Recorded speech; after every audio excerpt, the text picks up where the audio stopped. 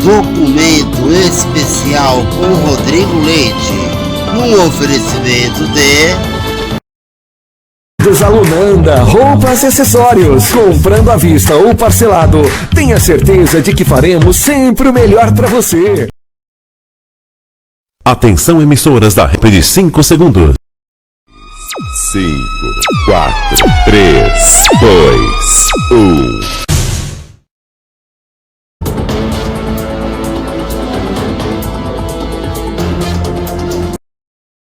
E esse cidadão preparou o golpe. Hoje eu tenho consciência e vou dizer aqui alto e bom som. Esse cidadão preparou o golpe. Eles queriam fazer aquela bagunça no dia 1º de janeiro. Mas eles perceberam que não estava, porque tinha muita polícia e tinha muita gente na rua. Hoje o senhor tem que ter certeza do envolvimento do Bolsonaro em 8 de janeiro. Eu tenho certeza que o Bolsonaro participou ativamente disso e ainda está tentando participar. Ou seja, ele é um cidadão é quase que um psicopata. Ou seja, o cidadão não pensa, ele não raciocina, ele vomita as coisas. Sabe, com a maior desrespeito do mundo, com a maior falta de objetividade e de sinceridade do mundo. Então eu acho que é o seguinte, ele cometeu crimes, ele ofendeu a Suprema Corte, ele ofendeu tudo que ele tinha que ofender, ele tem que responder por esses crimes. Sabe, tem que responder, não na instância superior, porque é presidente da República, não, está quase virando crime comum.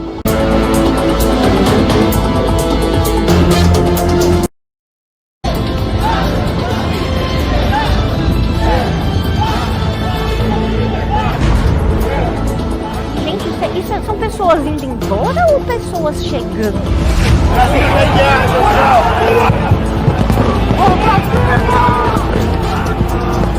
Como que a segurança pública deixou que isso acontecesse?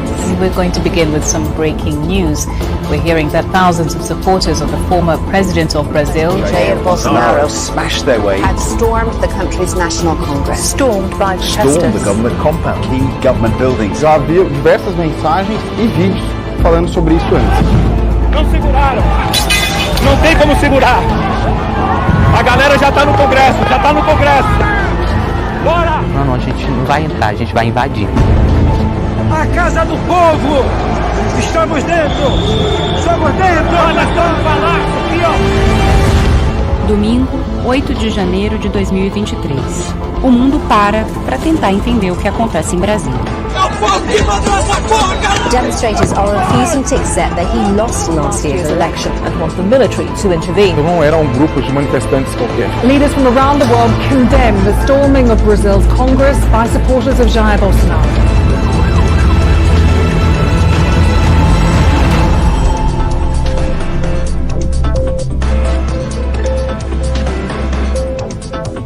Entender as raízes do que aconteceu naquele dia em Brasília não é tarefa simples. O 8 de janeiro é resultante da mistura entre fenômenos globais e mais de uma década de mudanças e momentos de inflexão na política e na sociedade brasileira.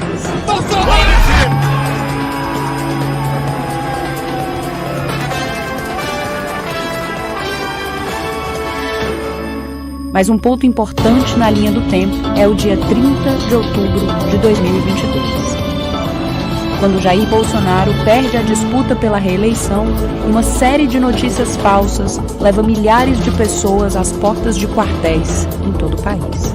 Na noite daquele domingo, mensagens compartilhadas nas redes sociais acusavam sem provas que a vitória de Luiz Inácio Lula da Silva era uma fraude e diziam que o presidente Bolsonaro poderia invocar o artigo 142 da Constituição para pedir uma intervenção militar e reverter o resultado das urnas.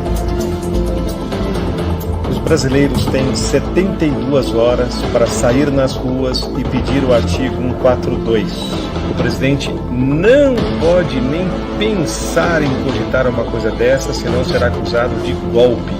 É o povo que tem que pedir os 3 dias para tentar salvar o país. Vamos ver qual é a reação das Forças Armadas.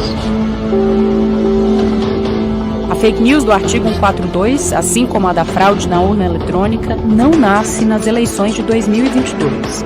Ela já havia sido mencionada por Bolsonaro em 2020. E desde essa época, constitucionalistas têm reiterado que em nenhum trecho o artigo autoriza uma intervenção militar. O STF, inclusive, já se manifestou em 2020 por meio de um liminar, declarando que os militares não têm a prerrogativa de exercer a função de poder moderador em um cenário de conflito entre executivo, legislativo e judiciário. Artigo 42. Nós queremos cumprir o artigo 42. Todo mundo quer cumprir o artigo 42. Quem haver necessidade, qualquer dos poderes pode pedir às Forças Armadas que intervenham para restabelecer a ordem no Brasil, naquele local sem problema. Em paralelo, Bolsonaro não reconhece a derrota.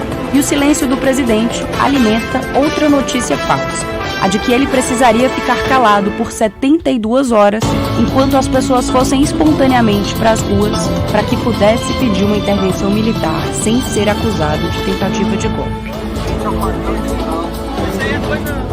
Bolsonaro faz o primeiro pronunciamento mais de 40 horas depois do Tribunal Superior Eleitoral confirmar o resultado, que não é praxe entre candidatos derrotados. Ok, posso começar? E não reconhece formalmente que perdeu a eleição. A essa altura, seus apoiadores já haviam bloqueado rodovias pelo país. Os atuais movimentos populares são fruto de indignação e sentimento de injustiça de como se deu o processo eleitoral.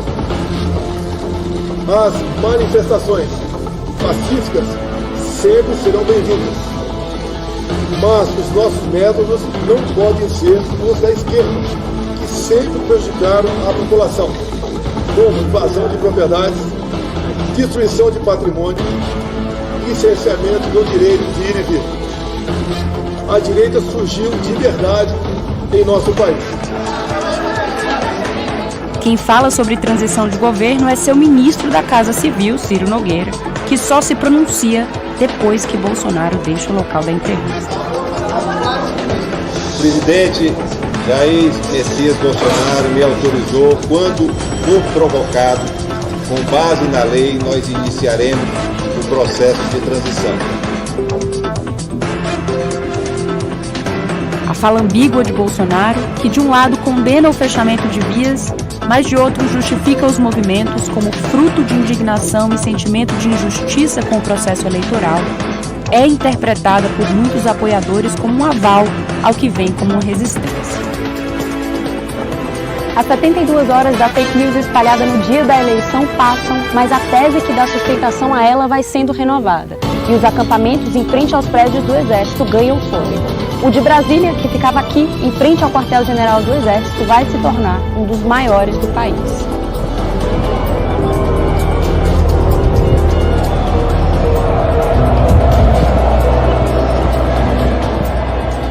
A gente chegou e veio o baque da estrutura, porque as pessoas vinham extremamente preparadas.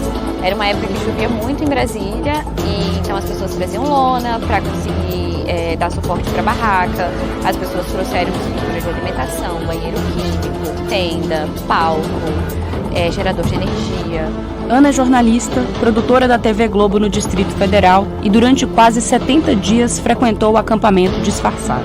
Ela vem sofrendo ataques na internet e pediu para não ser identificada. Então tinha uma estrutura muito grande. Foi quando a gente percebeu que ninguém tinha ido para passar um dia ou dois. Era de fato para ficar, a gente só não sabia até quando e para quê. Me fala um pouco sobre o que você chamou de tenda dos youtubers. Essa tenda ela foi montada algumas semanas depois que a estrutura de acampamento já tinha sido feita. E aí a primeira coisa que surpreendeu foi que tinha muito equipamento dentro dessa tenda. Então a gente via computadores de edição grandes, câmera, gerador de energia, roteador de internet, para eles conseguirem ter um suporte mesmo técnico, operacional, de câmera, fotografia, internet, iluminação, tudo. Afonso é colega da Ana na Globo e também trabalhou na cobertura do acampamento. Uma das coisas que eu sempre falei para os meus colegas foi a quantidade de comida. A barraca do agro, onde eles fornecem várias refeições. Mais de 1 tonelada de carne. Então divulga esse vídeo o máximo que você pode e diz: vem para Brasília porque a guerra começou. A questão até para carregar os celulares. Eles faziam tipo uma gambiarra, tinha ali atrás uma espécie de tomada.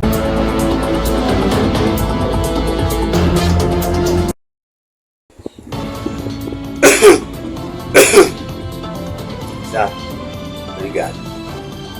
Olá, eu sou o Rodrigo Leite e esse é o seu documento especial. No programa de hoje, vamos relembrar o dia 8 de janeiro de 2023. Um dia histórico, um dia marcante, um dia que ficou marcado para sempre em nossas memórias.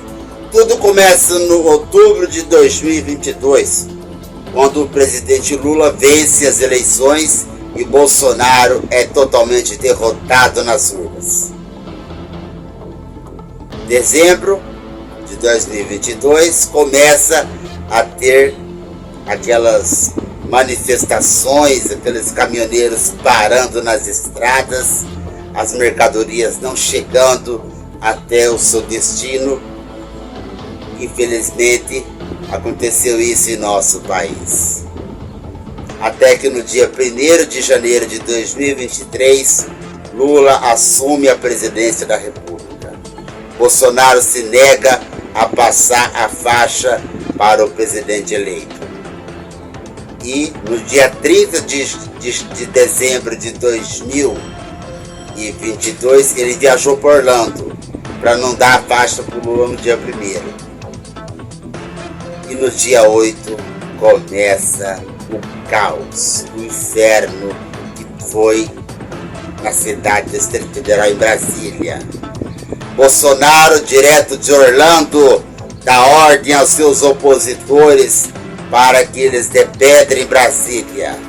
Vocês têm que ver. O homem ficou 27 anos sendo deputado. Ninguém nunca ouviu falar em Bolsonaro. Aí depois de 27 anos, em 2018, que ele surge como candidato. Ninguém nunca tinha visto falar. E hoje o que mais tem é apoiador de um homem desse aí.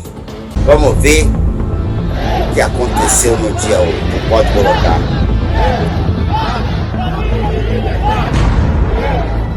Gente, isso são pessoas indo embora ou pessoas chegando?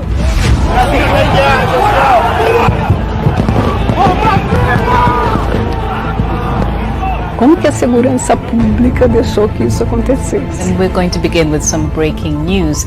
We're hearing that thousands of supporters of the former president of Brazil, Jair Bolsonaro, smashed their way, have stormed the country's national congress. Stormed by protesters. Stormed the government compound, key government buildings. Já havia diversas mensagens e vídeos falando sobre isso antes. Não seguraram. Não tem como segurar. A galera já tá no Congresso, Bora! Não, a gente não vai entrar, a gente vai invadir. A casa do povo! Estamos dentro! Nós estamos no palácio aqui, ó! Domingo, 8 de janeiro de 2023. O mundo para tentar entender o que acontece em Brasília. Demonstrators are refusing to accept that he lost last year's election and want the military to intervene. Não era um grupo de manifestantes qualquer. Leaders from around the world condemn the storming of Brazil's Congress by supporters of Jair Bolsonaro.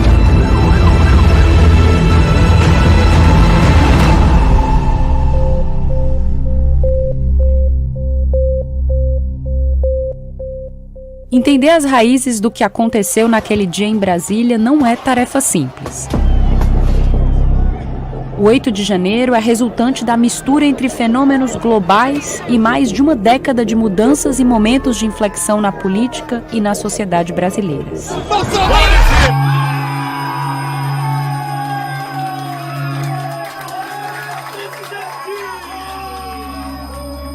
Mas um ponto importante na linha do tempo é o dia 30 de outubro de 2022. quando Jair Bolsonaro perde a disputa pela reeleição e uma série de notícias falsas leva milhares de pessoas às portas de quartéis em todo o país. Na noite daquele domingo, mensagens compartilhadas nas redes sociais acusavam sem provas que a vitória de Luiz Inácio Lula da Silva era uma fraude e diziam que o presidente Bolsonaro poderia invocar o artigo 142 da Constituição para pedir uma intervenção militar e reverter o resultado das urnas. Os brasileiros têm 72 horas para sair nas ruas e pedir o artigo 142. O presidente não pode nem pensar em cogitar uma coisa dessa, senão será acusado de golpe. É o povo que tem que pedir. Temos 3 dias para tentar salvar o país. Vamos ver qual é a reação das Forças Armadas. A fake news do artigo 142, assim como a da fraude na urna eletrônica, não nasce nas eleições de 2022. Ela já havia sido mencionada por Bolsonaro em 2020. E desde essa época, constitucionalistas têm reiterado que em nenhum trecho o artigo autoriza uma intervenção militar.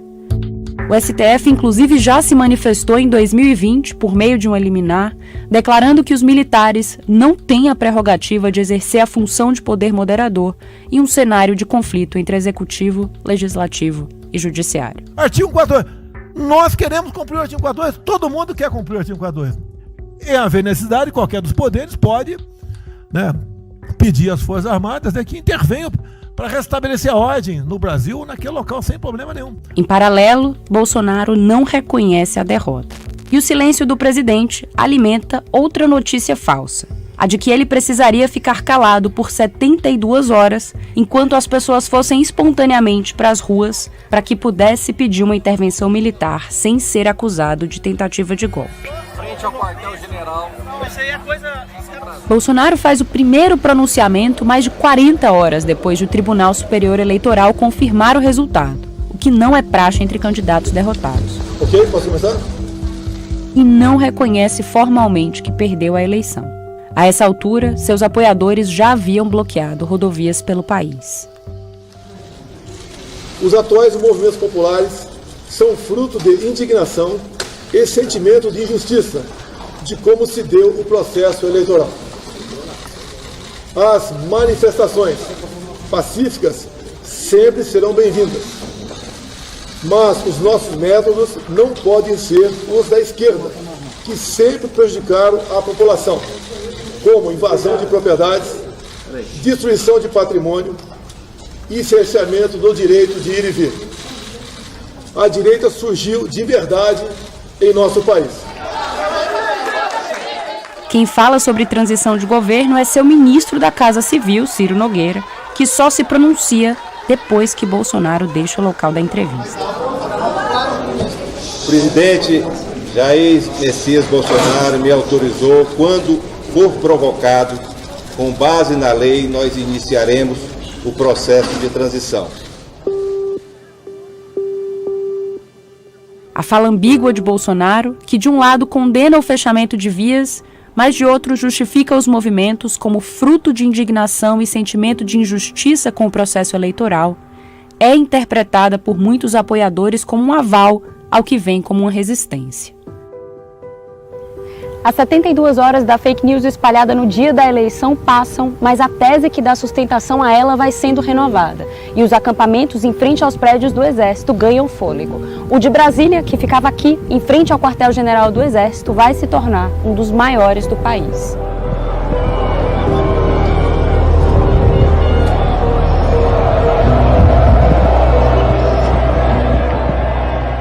A gente chegou e veio o baque da estrutura, porque as pessoas vinham extremamente preparadas. Era uma época que chovia muito em Brasília, e então as pessoas traziam lona para conseguir dar suporte para a barraca. As pessoas trouxeram estrutura de alimentação, banheiro químico, tenda, palco, gerador de energia.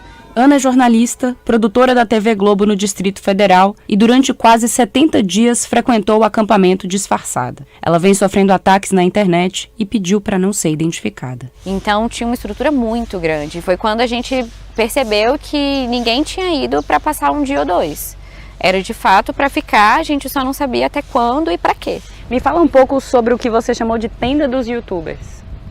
Essa tenda ela foi montada algumas semanas depois que a estrutura de acampamento já tinha sido feita. E aí a primeira coisa que surpreendeu foi que tinha muito equipamento dentro dessa tenda. Então a gente via computadores de edição grandes, câmera, gerador de energia, roteador de internet, para eles conseguirem ter um suporte mesmo técnico, operacional, de câmera, fotografia, internet, iluminação, tudo. Afonso é colega da Ana na Globo e também trabalhou na cobertura do acampamento. Uma das coisas que eu sempre falei para meus colegas foi a quantidade de comida. É a barraca do agro, onde eles fornecem várias refeições. Mais de 1 tonelada de carne. Então divulga esse vídeo o máximo que você pode e diz: vem para Brasília porque a guerra começou. A questão até para carregar os celulares. Eles faziam tipo uma gambiarra, tinha ali atrás uma espécie de tomada, que eram várias tomadas assim em um ponto. Então eles faziam praticamente uma fila para poder carregar o celular. No saquinho, na garrafinha, você deixa seu celular. Hoje tem 3 geradores e pelo menos 200 tomadas penduradas aqui. Tinha um palco aqui também? Tinha um palco, era um palco improvisado. Eu quero fazer uma convocação para vocês. A pessoa pedia local de fala, subia numa ordem que se escrevia no caderninho e você conseguia falar, fazer o que você quisesse.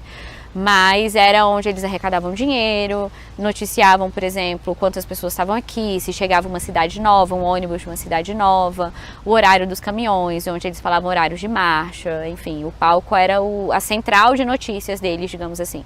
Teve dias aqui que a gente estava de fato muito cheio, que eu mesma vi 5 mil reais serem arrecadados em coisa de 30 minutos. E daqui a pouco eu subo aqui para falar quanto a gente arrecadou, amém?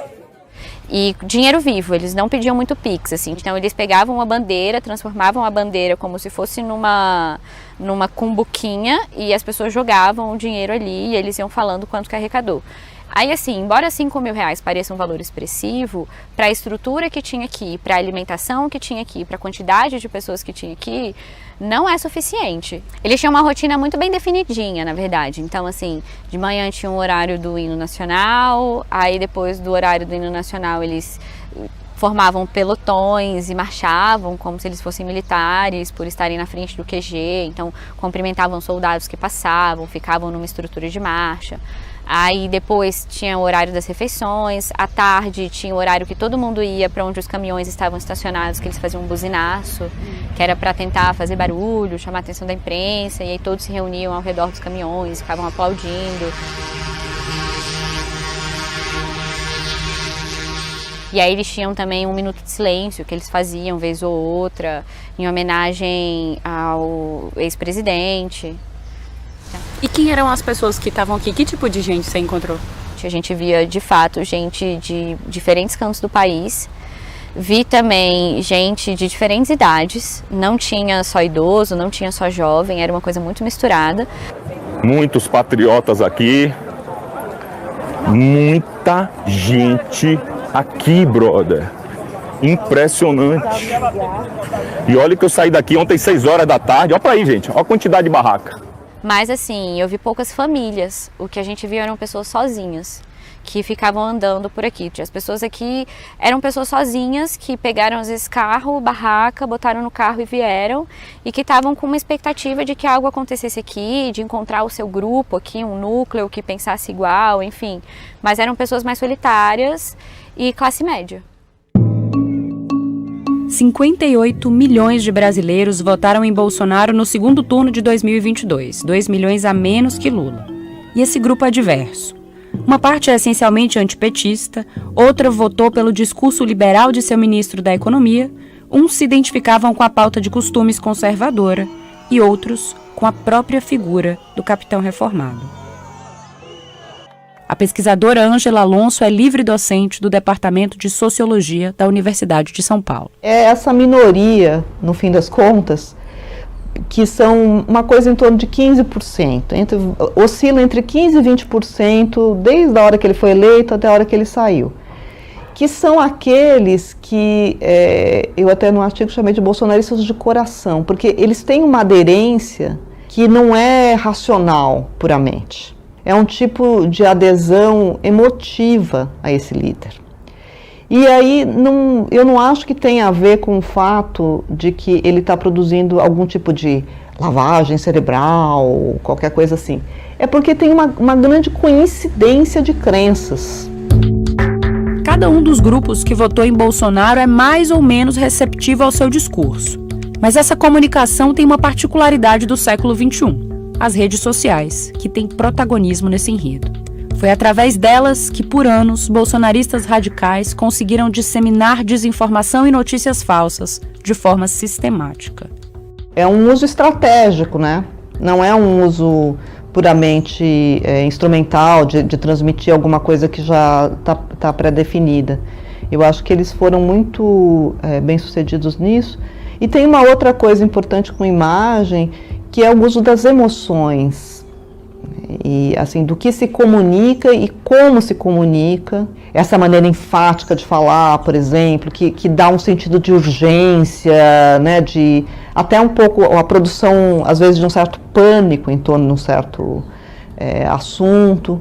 Então tem uma forma de transmissão da mensagem que ela própria vai imantada, né, de conteúdo. Assim como em 2018, a desinformação atravessou o ciclo eleitoral de 2022. No primeiro turno, para o segundo, a gente percebia que havia uma estratégia muito clara de propagação de fake news. E aí isso era mais difundido nos grupos que tinham um teor mais de direita. Eles já tinham uma estrutura de como fazer isso e faziam com muita consistência. Luiz Facuri e Felipe Bailey são fundadores da empresa de tecnologia Palver, uma plataforma de escuta social que monitorou mais de 15 mil grupos de WhatsApp durante as eleições. A empresa fez parte de forma voluntária de uma força-tarefa contra a desinformação organizada pelo TSE.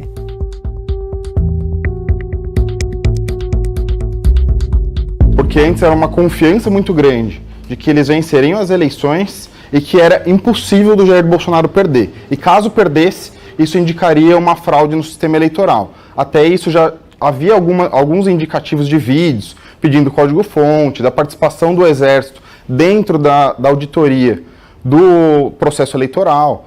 Então já havia diversas mensagens e vídeos falando sobre isso antes. Quando o Lula vence as eleições no dia 31, o tom muda bastante. As pessoas começam a falar sobre um ato golpista, sobre fechamento de estradas, para tudo, que as eleições foram vencidas não pelo Lula, mas pelo judiciário. Então esse tom ganha uma força muito grande nas redes, e aí os grupos antidemocráticos começam a surgir a partir daquele momento, logo no primeiro dia. Assim como a adesão à retórica de Bolsonaro varia entre seus eleitores, o significado das convocações para a ação também muda de um grupo para outro. Então, havia grupos que falavam em pacificação, em atos pacíficos, em ficar na frente dos quartéis pedindo um acionamento do artigo 142, enquanto outros grupos já partiam para uma tomada mais radical de poder. Mas nos grupos radicais, isso desde o primeiro momento, já havia uma chamada mais forte, uma chamada que a gente tem que tomar o poder por nós mesmos. Eles não acreditavam tanto nessa vinda das Forças Armadas, era mais uma coisa, a gente tem que fazer alguma coisa e esse ato tem que acontecer. Estamos todo mundo aqui junto. Brasília! Vocês, cara, vem pra cá, vem pra cá. Vem pra cá, cada um fazendo sua parte. Melhor, vem. Quanto mais gente, melhor. Por favor, pelo Brasil. A violência retórica vira violência política em 12 de dezembro. O dia em que Lula é diplomado, ou seja, quando recebe formalmente do TSE o título de presidente eleito.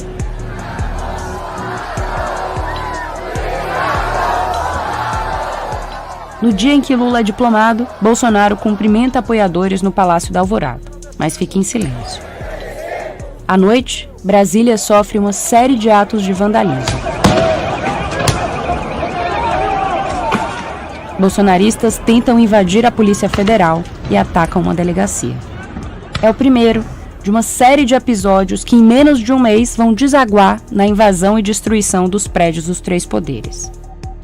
Em 24 de dezembro, um artefato explosivo é encontrado perto do aeroporto de Brasília.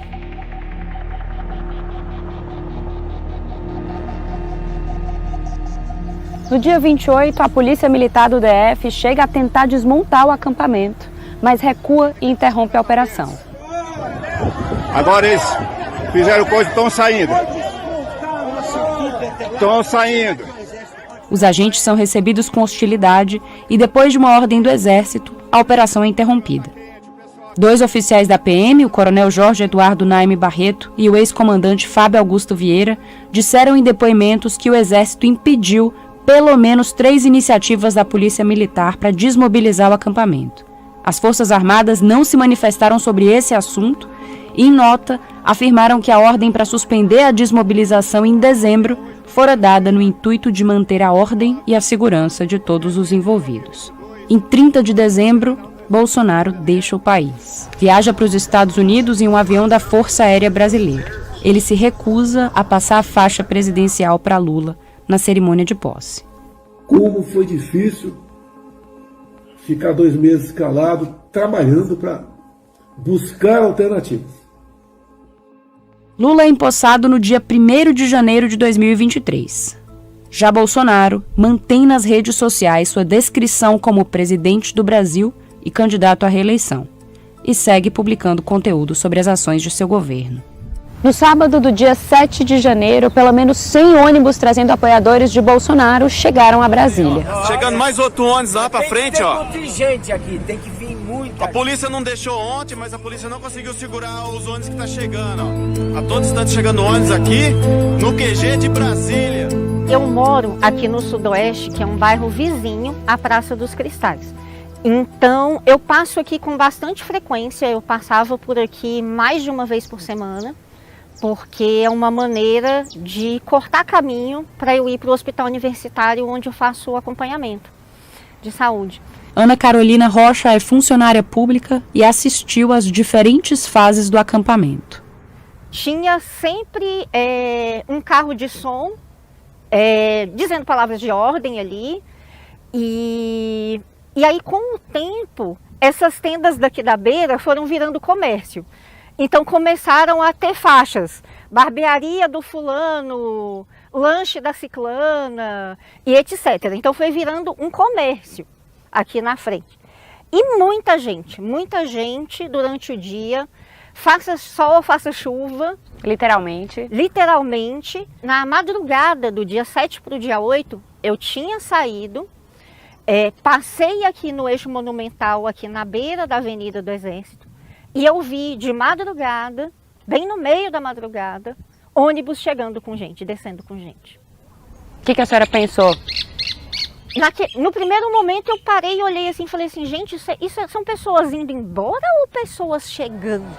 As pessoas estavam chegando e de diversas partes do país. A convocação tinha circulado dias antes pelas redes sociais. A gente vai fazer uma concentração lá no QG para a gente conseguir reunir todas as pessoas para o plano B, ok? A partir do dia 3 de janeiro, a gente percebe que muitos vídeos começam a aparecer de pessoas reunidas no QG de Brasília e fazendo uma convocatória para que outros manifestantes do Brasil inteiro pudessem ir a Brasília e que lá aconteceria um grande ato. E aí no dia 5, isso se torna muito forte, muitos vídeos sendo compartilhados, de ônibus chegando, de caravanas chegando. Àquela altura, as autoridades já sabiam que havia possibilidade de manifestações em Brasília. Às 10 da manhã do dia 6 de janeiro, representantes de pelo menos 10 órgãos haviam se reunido para planejar o esquema de segurança do domingo. O receio de uma invasão em Brasília não era exatamente novo. 2 anos antes, em 6 de janeiro de 2021, apoiadores de Donald Trump tinham invadido o Capitólio, coração do Congresso dos Estados Unidos. Também lá eram seguidores de um presidente derrotado, inconformados com o resultado nas urnas, e inflamados por notícias falsas e meses de acusações de fraudes, sem provas. Something's wrong here, something's really wrong, can't have happened, and we fight. We fight like hell, and if you don't fight like hell, you're not going to have a country anymore.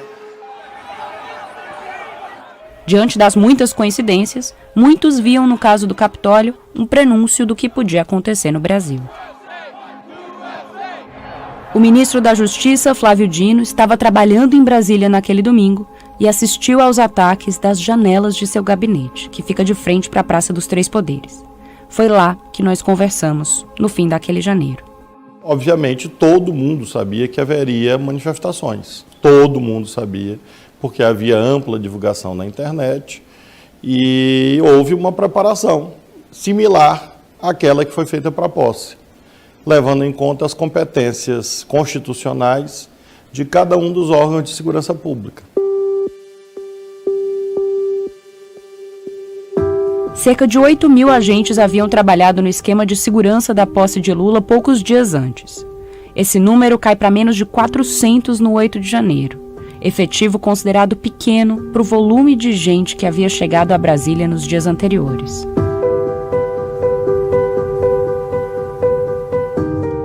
Como essa é uma cidade com status especial, Distrito Federal, o planejamento de segurança para manifestações é particular. Envolve tanto órgãos ligados ao Ministério da Justiça, quanto à Secretaria de Segurança Pública do DF, com competência estadual, portanto. Naquele momento, o governador era Ibanez Rocha e seu secretário de Segurança, Anderson Torres, ex-ministro da Justiça de Bolsonaro. Ele assumiu o novo cargo em 2 de janeiro e logo depois viajou de férias aos Estados Unidos. Antes de deixar o Brasil, o ex-ministro de Bolsonaro exonerou 2 funcionários que ocupavam cargos centrais na estrutura de planejamento e coordenação da pasta: o secretário executivo de Segurança Pública e o subsecretário de Inteligência. Eles foram substituídos, respectivamente, por Fernando de Souza Oliveira e Marília Ferreira Alencar. Em depoimento no início de fevereiro, Torres afirmou que essas foram as únicas pessoas que ele trouxe de sua antiga equipe do Ministério da Justiça para ocupar funções de relevância na secretaria. A ata da reunião de 6 de janeiro mostra que os comandantes da segurança tinham percepções diferentes sobre o risco de manifestações. Enquanto um diz que não havia consenso sobre o alcance das convocações, que havia inconsistência sobre o deslocamento de caravanas para Brasília, outros se mostravam mais preocupados, inclusive com o risco de ações violentas isoladas. Como de praxe, do encontro sai um protocolo de ações integradas.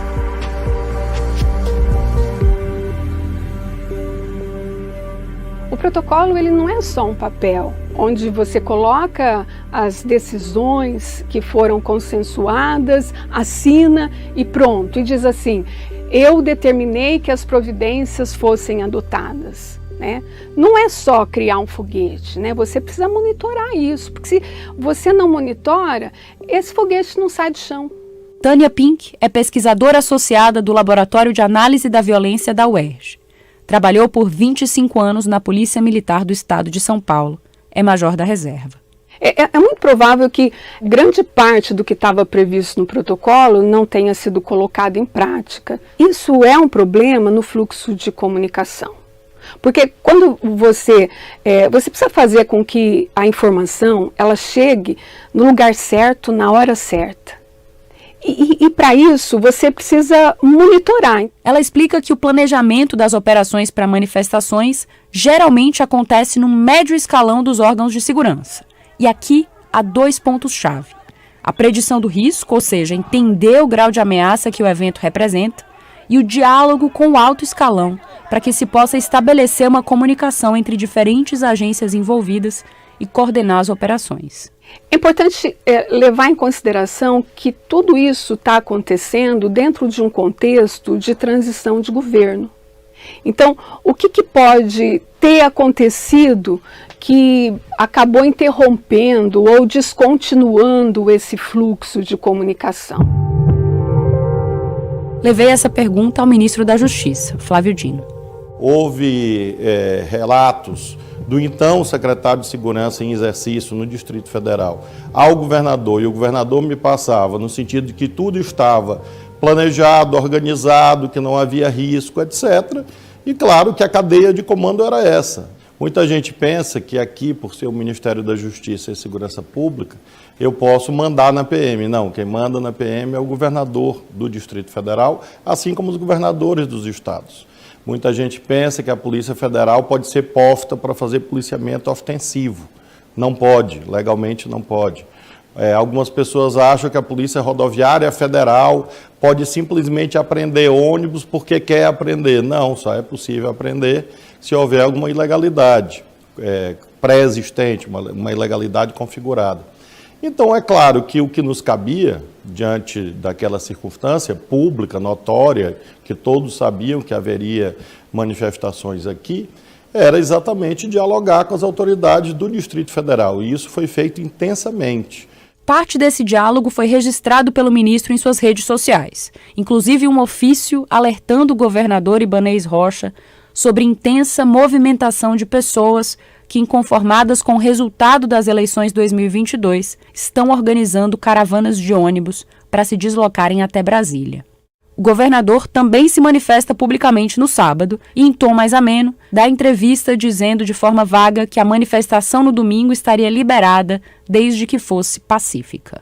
Ele ficou 64 dias afastado do cargo e é investigado no inquérito que apura as responsabilidades pelo que aconteceu naquele domingo. A BBC News Brasil procurou para uma entrevista e um de seus advogados respondeu, dizendo que ele não se manifestaria. Também procuramos a PM do Distrito Federal e as Forças Armadas, que não responderam nossos pedidos de entrevista.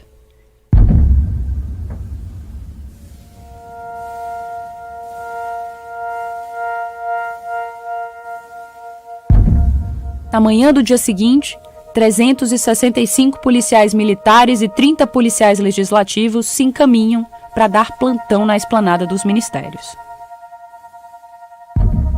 A nossa inteligência, em conjunto com a inteligência das outras forças, nos passava de que os ânimos estavam acirrados e que poderia sim acontecer alguma situação. Adilson Paes é diretor da Coordenação de Segurança Orgânica do Departamento de Polícia Legislativa. Mais tarde, naquele dia, ele passaria 3 horas ao lado dos colegas, em confronto direto com o grupo que invadiu a Câmara dos Deputados. O que a gente tinha essas informações, mas a gente não tinha a dimensão de que haveria aquela quantidade de pessoas descendo ao mesmo tempo. Começou a marcha para o Congresso Nacional. No domingo, à 1 da tarde, uma multidão sai daqui do local onde o acampamento estava montado, rumo à Praça dos Três Poderes. Histórico, um momento histórico aqui, certo? A galera, meu filho, agora ninguém para mais não. À 1h23, o secretário de Segurança Pública em exercício, Fernando de Souza Oliveira, nomeado por Torres dias antes, manda um áudio ao governador do Distrito Federal, dizendo que está tudo bem. Governador, bom dia, delegado Fernando falando, está o clima bem tranquilo, bem ameno, uma movimentação bem suave e a manifestação totalmente pacífica. Até agora, nossa inteligência está monitorando, não há nenhum informe de questão de agressividade ligada a esse tipo de comportamento.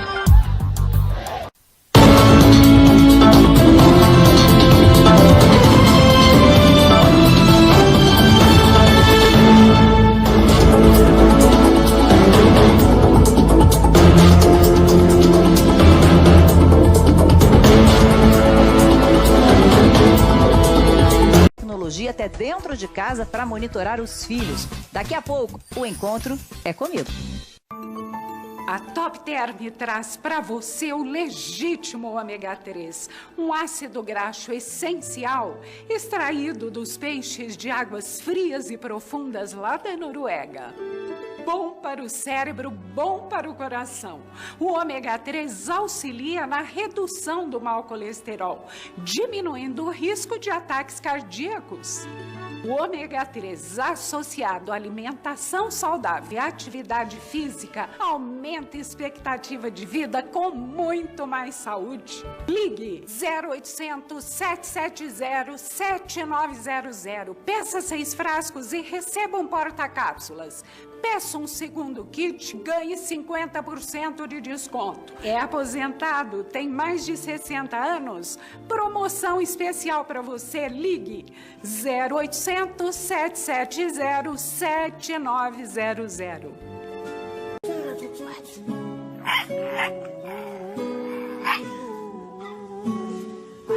Me perdoe o meu desespero por sentir falta de você. Comi o controle da TV e baguncei seu quarto inteiro, mesmo sabendo que você iria ficar pra morrer. E quando eu fugi de casa, queria só me aventurar, sabia que ia me encontrar.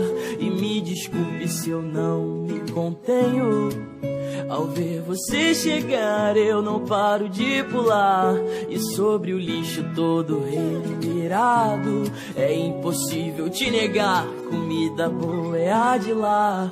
E sobre eu não ser muito fã de gatos, é que eles amam tirar sarro por eu não pegar meu rabo. Vou ficar bem pertinho, mesmo que queira ficar só.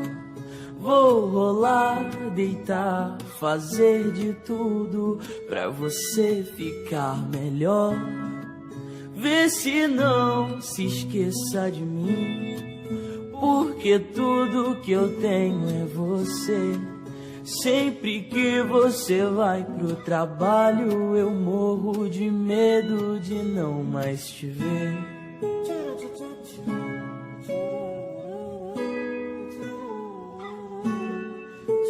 A casa ganhou um bebezinho, entendo a preocupação, prometo só ficar no chão.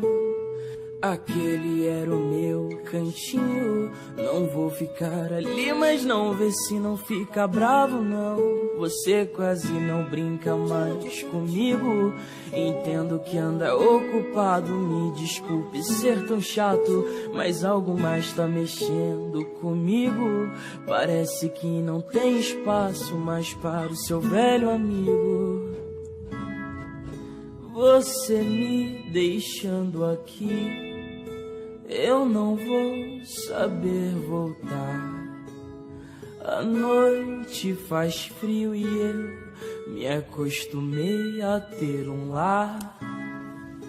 Você é minha família e agora quer me deixar.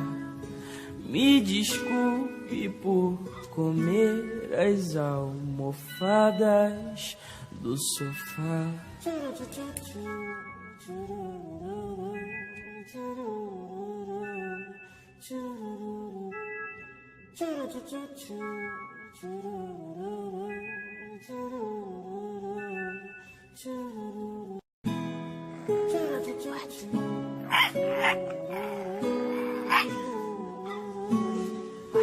Me perdoe o meu desespero por sentir falta de você. Comi o controle da TV e baguncei seu quarto inteiro, mesmo sabendo que você iria ficar pra morrer. E quando eu fugi de casa, queria só me aventurar, sabia que ia me encontrar. E me desculpe se eu não me contenho, ao ver você chegar. Eu ponho a quali. Marina, para. Muito bom. O filho foi estudar fora. Tchau, filho. Eu ligo, hein? O quarto ficou vazio. A mãe teve uma ideia.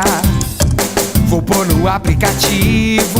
Deram tapa no cafofo e botaram pra alugar. Todo dia no café tem alguém novo pra chegar. A vida mais quali tem sempre uma história. A família na mesa, isso é o que mais importa. A vida mais quali tem sempre uma história. A família na mesa, isso é o que mais importa. Vem aí, a Vida Mais Quali, a série, porque qualidade de vida começa com Quali.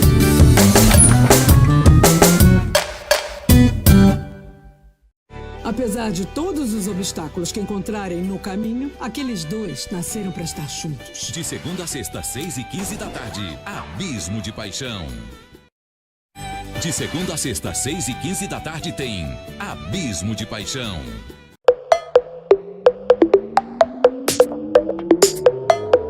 Oi, Oi, meus amores! Bom, hoje nós vamos aplicar juntas o tônico de fortalecimento da Gota Dourada. Bora? Deixe agir por no mínimo 2 horas.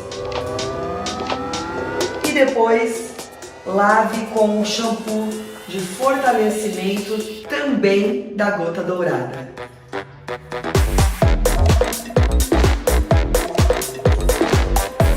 Cabelos fortes e crescimento acelerado. É Gota Dourada.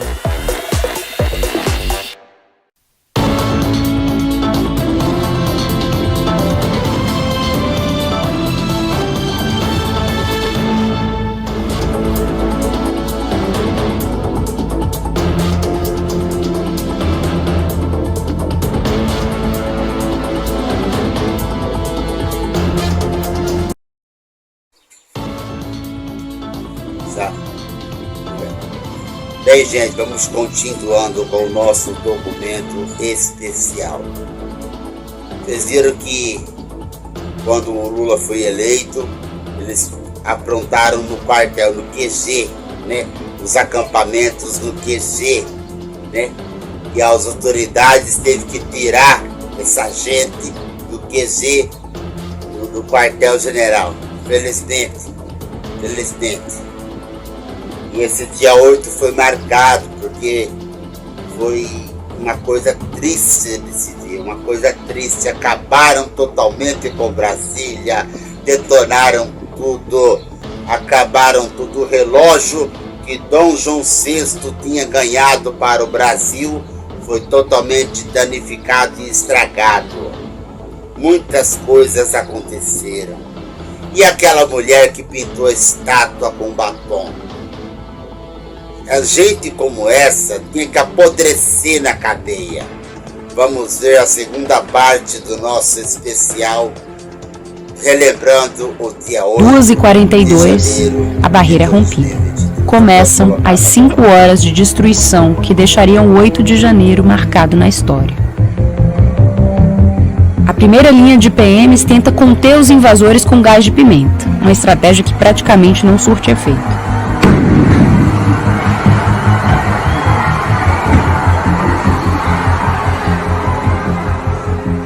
Em pouco tempo, a área aqui do gramado do Congresso está tomada. Eles sobem a rampa, ocupam o teto, quebram vidros e invadem o prédio.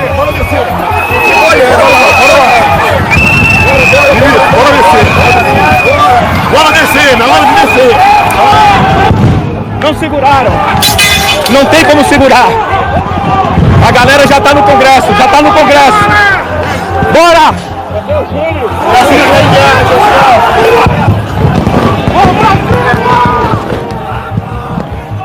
Mais próximo do Congresso há uma segunda linha de contenção da Polícia Legislativa, ligada aos órgãos policiais da Câmara e do Senado. Neste momento que eles romperam a linha e tomaram ali o gramado, a gente já começou a lançar algumas bombas de efeito moral. Onde você estava nesse momento? Nesse momento eu estava na rampa do Congresso. Você viu então a quebra da barreira? Vi a quebra da barreira, vi tudo, né? A primeira atuação realmente foi da minha linha de policiamento, né? Estava ali na rampa. Então a gente começou a lançar as granadas de efeito moral, só que a gente viu que não estava surtindo quase efeito, por conta da posição do vento, né? O vento estava contrário a gente, e por conta da quantidade de pessoas descendo correndo, né? Eles desceram de uma forma tão rápida que eles gastaram apenas 40 segundos até chegar à rampa, né? E a partir disso eu fui mais para a lateral ali próximo ao espelho d'água, para tentar conter o pessoal que estava descendo para a chapelaria, que era um grande acesso ali, com uma área muito grande de vidros, eu não tinha policiamento ali. Né? E aí a outra linha que estava na cúpula, né? Ela ia me cobrir para impedir que as pessoas subissem pela rampa. Só que realmente foi uma quantidade absurda de pessoas e tudo, e logicamente que nem o efeito do gás, assim, o efeito mínimo ou quase nenhum efeito. Eram 30 os policiais legislativos de plantão naquele domingo. Outros 70 estavam de sobreaviso. Esse era o esquema, segundo Adilson Paes, que o DEPOL vinha mobilizando desde o início do acampamento. Depois da invasão, todos os que estavam de sobreaviso se juntaram aos colegas na esplanada. E aí, naquele ponto onde a gente estava, tinha uma viatura. A gente sempre coloca a viatura ali para dar um suporte maior para a gente. Só que nossos policiais, realmente, esses invasores chegaram tão rápido que eles não conseguiram sair. E aí, quando os manifestantes, os invasores, chegaram até a viatura, nossos policiais foram retirados à força, né, de dentro da viatura, e realmente os nossos policiais foram espancados ali. Em pouco tempo, começa a destruição no Senado e na Câmara. Mas ainda tem gente lá fora. Uma parte dos invasores segue descendo essa via rumo ao Palácio do Planalto, que está ali adiante. Às 2h50, eles entram no prédio.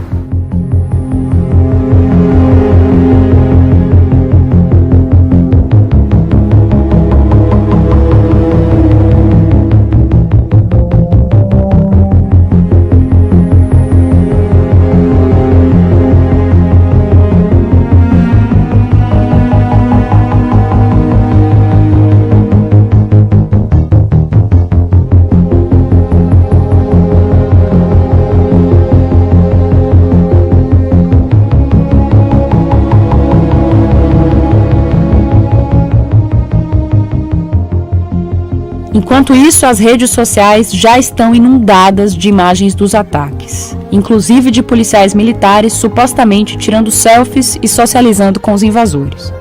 Logo após os ataques, a Corregedoria da Polícia Militar instaurou pelo menos 6 inquéritos para apurar a conduta de agentes e a omissão de comandantes. No início de fevereiro, 4 PMs foram presos.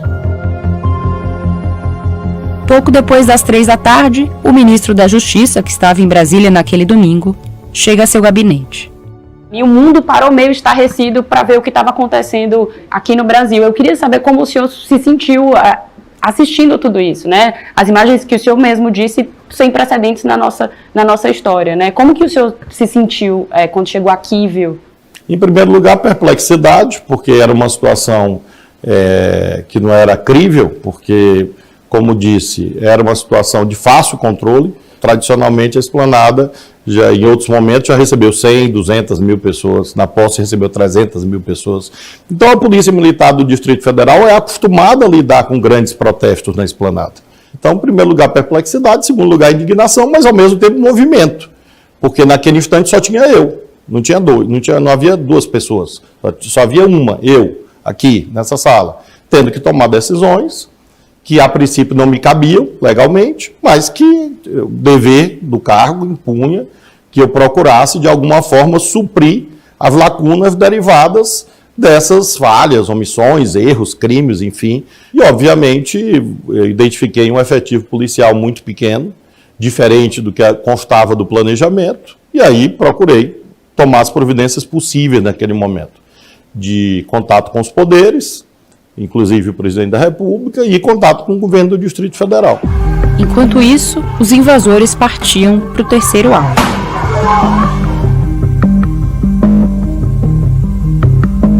Na Praça dos Três Poderes ficam o Congresso, Planalto e o STF. Esse foi o último prédio tomado por volta das 3h30.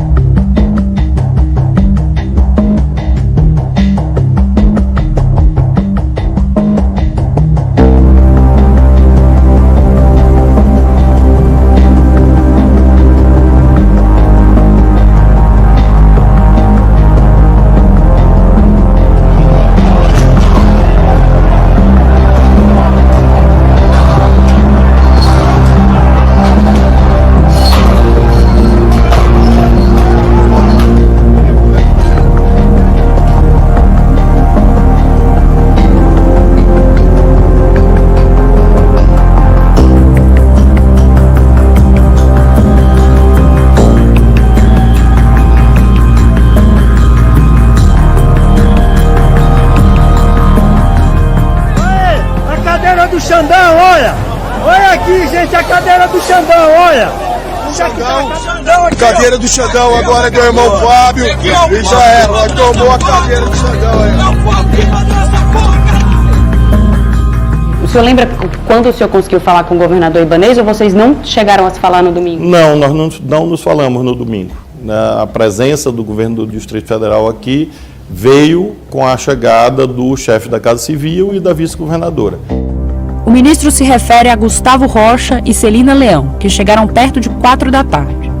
Ele diz ter tentado ligar e mandar mensagens para Ibanez Rocha naquele dia, mas não conseguiu contato direto com o governador. Eu, obviamente, os interpelei. Bom, cadê a polícia, que estava no planejamento, a polícia ausente praticamente, e eles ficaram aqui durante um bom tempo, algumas horas, creio eu, também tentando mobilizar a PM do DF com alguma dificuldade, e os processos administrativos, os inquéritos policiais militares vão revelar o que se passava lá. Eu presenciei aqui a dificuldade deles de contato e a busca deles de mobilização dos efetivos, e aí a providência cabível naquele instante era assumir o comando da segurança do Distrito Federal diante dessa inércia, falha ou conivência, não sabemos ainda, dessa cadeia de comando.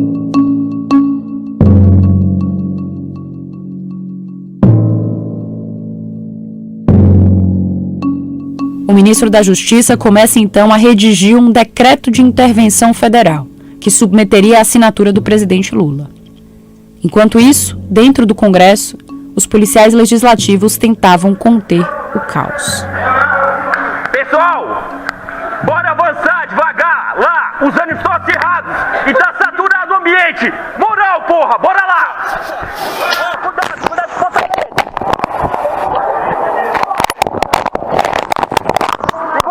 Segura!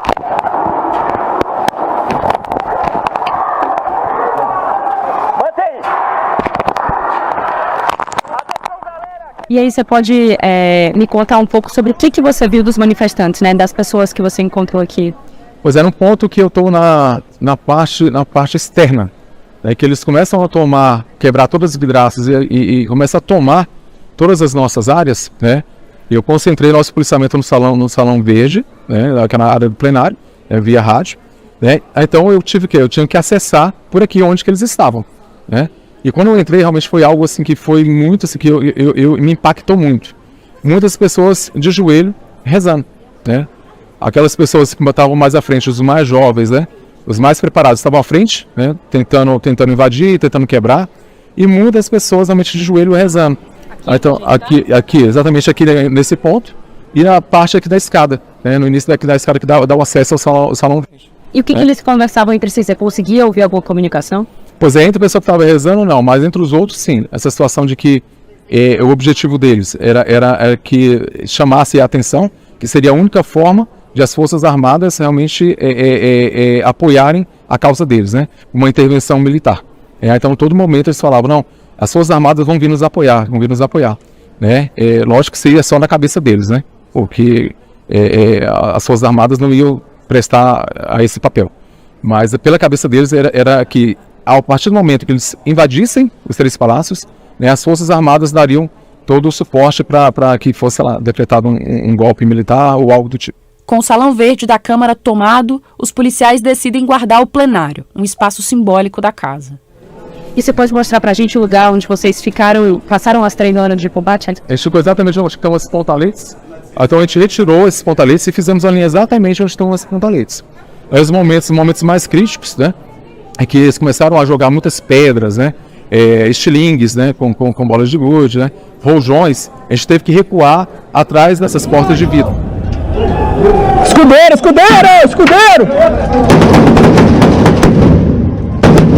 Teve que concentrar ali, porque aqui também estava muito contaminado com gás, e como eles estavam atacando muita coisa ali, a gente não conseguia visualizar muito bem.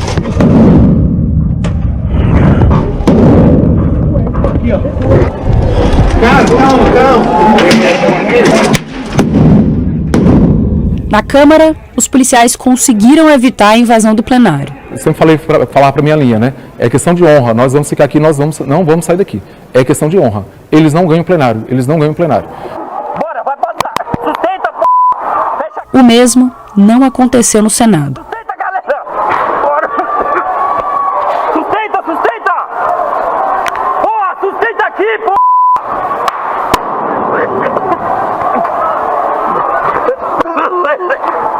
Daquele lado do Congresso, os agentes também viveram horas de intenso embate com os invasores.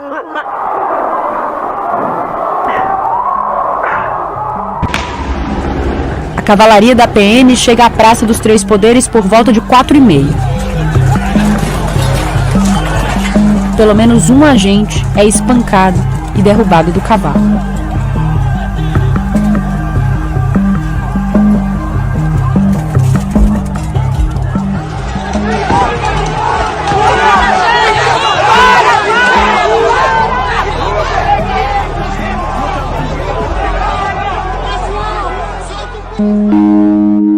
Pouco mais de 3 horas após a quebra da barreira em frente ao Congresso, já perto das 18 horas, o presidente Lula dá uma coletiva de imprensa em Araraquara, em São Paulo.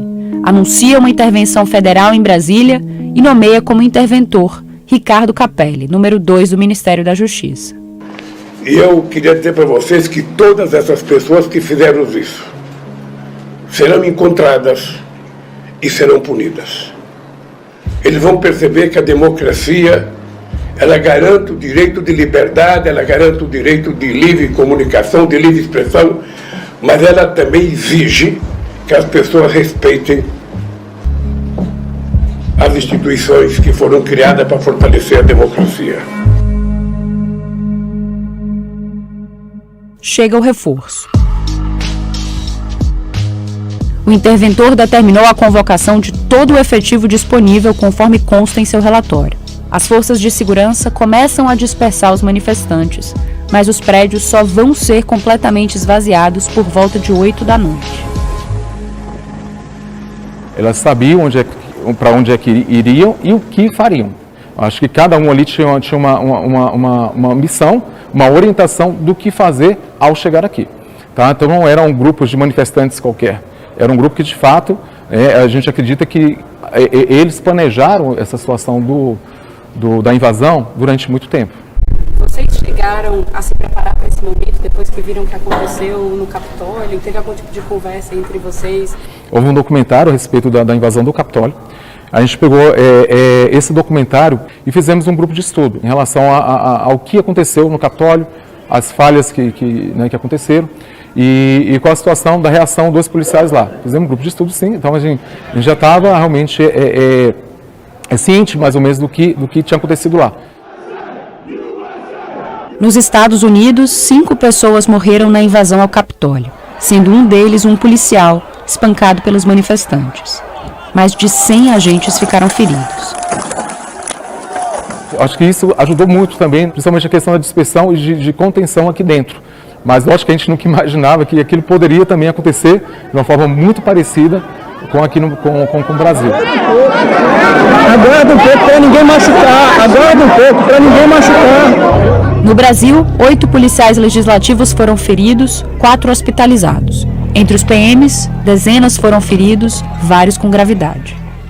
Centenas de pessoas foram levadas pela polícia. São quase 8 da noite e 5 horas depois do rompimento da barreira, finalmente chega ao fim a invasão e depredação dos 3 principais prédios da República. Menos de 1 hora depois, Lula desembarca em Brasília. Acompanhado de ministros do STF, ele caminha por entre os destroços. Em seu pronunciamento mais cedo, o presidente afirmara que Bolsonaro havia estimulado os atos de vandalismo. E aproveitaram o silêncio de um domingo, quando a gente ainda está montando o governo, para fazer o que eles fizeram hoje. Todo mundo sabe que tem vários discursos do ex-presidente da República estimulando isso. Ele estimulou a invasão na Suprema Corte, estimulou a invasão, só não estimulou a invasão no Palácio, porque ele estava lá dentro. Mas ele estimulou a invasão nos 3 poderes sempre que ele pôde. E isso também é da responsabilidade dele. Isso é da responsabilidade dos partidos que sustentam ele, e tudo isso vai ser apurado, sabe, com muita força e com muita rapidez. Pouco depois das 21 horas, da Flórida, Bolsonaro faz um comentário breve pelas redes sociais. Manifestações pacíficas, na forma da lei, fazem parte da democracia. Contudo, depredações e invasões de prédios públicos como ocorridos no dia de hoje, assim como os praticados pela esquerda em 2013 e 2017, fogem à regra. Ao longo do meu mandato, sempre estive dentro das 4 linhas da Constituição, respeitando e defendendo as leis, a democracia, a transparência e a nossa sagrada liberdade. No mais, repudio as acusações sem provas a mim atribuídas por parte do atual chefe do Executivo do Brasil. Quero me dirigir aqui, primeiramente, ao presidente Luiz Inácio Lula da Silva, para pedir desculpas pelo que aconteceu hoje na nossa cidade. Pouco depois da meia-noite, uma decisão do ministro do STF, Alexandre de Moraes, afasta Ibanez Rocha do cargo de governador do DF. Exonerado do cargo ainda no domingo, Anderson Torres foi preso no dia 14 de janeiro, logo após desembarcar no Brasil. Seria solto em 11 de maio.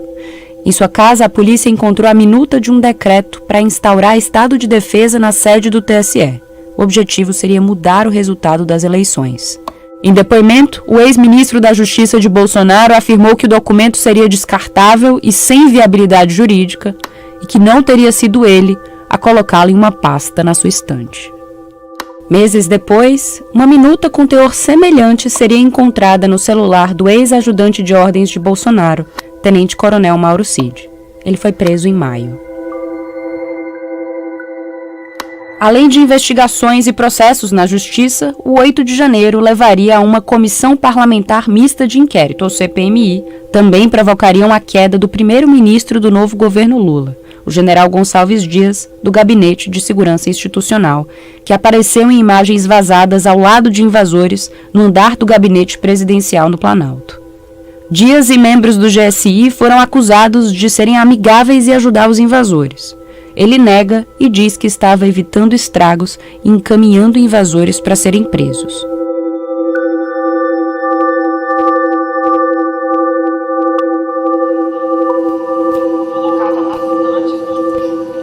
Ainda na noite do dia 8, alguns servidores visitam os prédios depredados. A gente vê uma cena de muita destruição, né? Marcelo Sá de Souza é diretor do Museu da Câmara dos Deputados. Os vidros quebrados, muitas garrafinhas d'água como lixo por todos os espaços, né? Havia água, né? Nos salões. E então o cenário era realmente esse, assim, de uma grande destruição. Sem poder tocar os objetos que ainda passavam pela perícia, as equipes que estavam nos prédios naquele primeiro momento estavam ali para mapear os danos e, em muitos casos, dar notícias aos colegas que assistiram a tudo de casa. Esse aqui é um prédio tombado, nós temos várias obras de arte integradas às edificações. Então, a nossa preocupação, será que fizeram alguma coisa com o nosso de Cavalcante? Marisa Seixas Prata é diretora da Coordenação da Administração de Edifícios, uma área que conta com 900 funcionários e que foi fundamental na limpeza dali para frente. Então, no dia seguinte, chegamos aqui às 6 da manhã, mais ou menos com um efetivo aí de umas 160 pessoas, né, que eu trouxe. Para quê? Para que a gente pudesse retornar à normalidade com a maior rapidez possível. Tinha ainda um resto de cheiro de gás de pimenta, tanto que assim, de 6 até as 8, toda hora a gente ia no banheiro lavar o rosto, porque a pele ardia um pouquinho, como se você tivesse tomado sol demais. Então no plenário você tinha o vidraceiro repondo, fechando a área lá de cima, a gente aspirando o vidro, o tapeceiro vendo os danos no móvel, o marceneiro trabalhando no coisa. Então assim, eram equipes grandes. No Salão Verde, eu tinha uma equipe aspirando água na metade de lá do salão, que a lâmina d'água era uns 5 centímetros, e o lado de cá, a gente lavando o mesmo carpete, porque ele estava cheio de resíduo de pó químico de extintor, porque eles soltaram muitos artefatos, né, e tentaram botar fogo em vários lugares. Em todos, era vidro demais, gente, era vidro demais, porque eles quebraram todas as vitrines, os vidros, alguns estavam pendurados de forma perigosa, e lá vinha um vidraceiro. O Serob chegou aqui com uma equipe enorme também, o serviço de obras, são todas as especialidades. Aqui no lugar onde a gente está, a gente vê que o pessoal está limpando o vidro e tem uma janela ainda sem... Sim, por causa disso, né? A empresa está fabricando diariamente os vidros e distribuindo para os diversos palácios que foram danificados. São vidros de grandes dimensões, vai fabricando e vai trazendo e a gente vai colocando. Essa envoltória da Câmara, nós tivemos uma perda de 700 metros quadrados de vidro quebrados. Outro local, ainda com as marcas do vandalismo, semanas após a invasão, era o painel Ventania, do artista plástico Atos Bucão.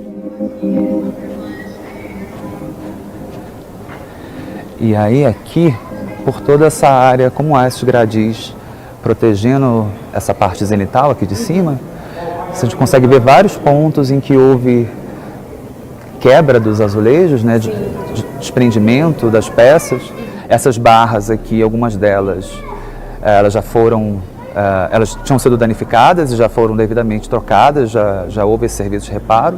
E em alguns pontos dos azulejos a gente consegue ver os pontos de contato, né, em que houve, quando soltaram esses gradins e utilizaram até como escada, né, para subir, para descer, sim, os pontos de dano, né, nessas peças. Dá para ver esses cortes bem fortes ao longo desses pontos aqui do painel. E aí aqui, essa escultura aqui é o anjo, que foi criado para Alfredo Sesquiati. A gente consegue identificar essas peças, esses pontos de dano na peça, que a gente acredita que foram fruto justamente da reação química, né? Então, o pó químico com essa água que escorreu aqui, e a gente acredita que talvez até com outros elementos químicos que estavam aqui presentes, como gás lacrimogêneo e qualquer outra substância que possa ter sido utilizada aqui, provocou alguma reação química que gerou alterações na peça, né? Então, ela tem essas manchas, né? Esses escorrimentos, e uma mudança de cor mesmo, uma oxidação em alguns pontos dela. Isso daqui não era original da peça? Não era original da peça. Essas manchas, esse tom mais esverdeado, mais forte, né, mais aguçado, não são elementos originais da peça.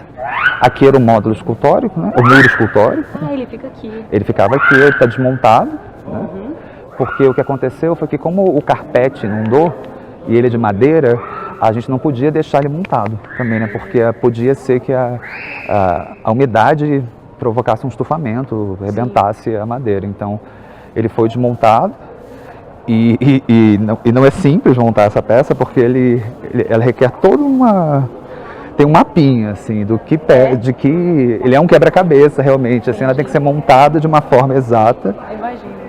E remontada também dessa mesma forma exata. Mas o destaque desses dias foi realmente a bailarina. Como que vocês a encontraram? A gente, quando chegou aqui no domingo, a gente só encontrou a base vazia. Essa peça não estava aqui. Por uns poucos minutos, né, uns 5 primeiros minutos, a gente pensou que a peça poderia realmente ter sido levada ou estar em algum outro ponto aqui do prédio, jogada em algum lugar. Mas aí até a Cláudia, uma colega nossa de trabalho, que também trabalha no museu, enxergou essa peça embaixo de uma poltrona dessas, que estava aqui próxima, estava bem por aqui. E aí ela sofreu os procedimentos de limpeza, de polimento, e foi a primeira peça assim, a voltar para o seu lugar de origem. O trabalho de recuperação das peças é do setor de restauração, chefiado por Gilci Rodrigues Azevedo, que está à frente dos serviços de preservação da Câmara. Ela está há 30 anos na casa, 20 nesse setor. Quando a gente chegou lá, o pessoal do museu já tinha feito o primeiro salvamento. E aí nós passamos a fazer o recolhimento desses pedaços que você está vendo. Nós pegamos lanternas e fomos fazer um trabalho de garimpo, de arqueólogo, no meio daquele caos, porque estava muito lixo, muito vidro, muito pedaço de coisa por tudo quanto é lado. Algumas peças sofreram danos menores, outras passaram quase ilesas pelos ataques. É o caso da obra Candangos, do pintor Di Cavalcante, que fica no Salão Verde da Câmara.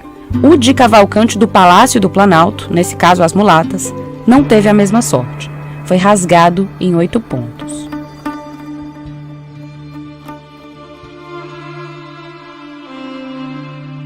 O relógio de pêndulo de Balthazar Martinot, uma peça do século XVII que chegou ao Brasil em 1808, também foi bastante avariado. No caso do Planalto, o órgão encarregado da restauração é o IPHAN, o Instituto do Patrimônio Histórico e Artístico Nacional. Na Câmara, a mesa da entrada do setor de restauração serviu por semanas de anteparo às peças mais danificadas. Caso dos presentes protocolares, lembranças trazidas por autoridades de outros países. Então aqui basicamente são vasos, Esse vaso aqui foi um presente da Hungria. Esse aqui é um vaso chinês, de porcelana chinesa, que foi dado como presente protocolar. Esse aqui é da Índia, esse presente, Esse aqui é da Coreia, né? Aquele lá é outro vaso chinês. E a gente está aguardando para, junto com os nossos gestores, resolver qual vai ser a melhor técnica a ser utilizada no restauro dessas peças. Ou nós faremos o máximo que a gente pode, um restauro mais artístico, né?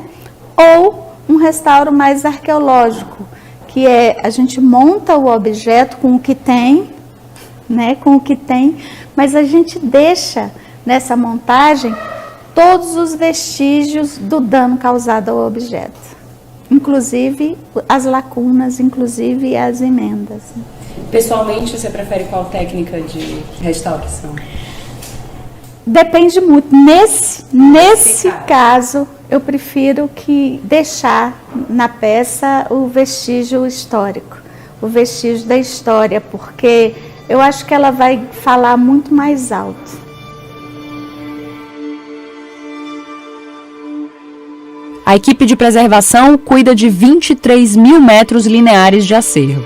Faz parte do trabalho estar preparado para lidar com algum dano ou prejuízo a uma das obras. O departamento tem um plano de gestão de salvamento e emergência no qual estão mapeados 10 tipos diferentes de sinistros. Um deles é o de vandalismo, usado no 8 de janeiro. Você já tinha colocado em prática um sinistro contra vandalismo antes? Nunca. Pensou algum dia que ia colocar? Nunca.